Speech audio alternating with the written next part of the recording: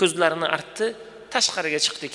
Tashqariga chiqib masjid hovlisi, undan keyin avtoturargohgacha borish mobaynida o'rtog'im menga bir og'iz gap gapirgani yo'q. Jim ketdik.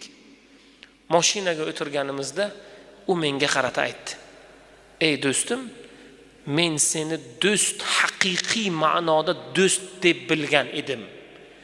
Lekin aslida sen yomon do'st ekansan." "Nega?" deb so'radim, dedi namozxon birodar. Nega bunday deyapsan deganda, "O'zing bir necha yillardan beri namoz o'qiysan. Bir og'iz aytmading, qo'limdan olmading. Men namozga bormayman deganimda meni urushib bo'lsa ham masjidga olib kirmading. Sen buni lazzatini, buni ibodatning mazasini, ibodatda oladigan savoblarni bila turib meni yetaklab kelmading" degan ekan.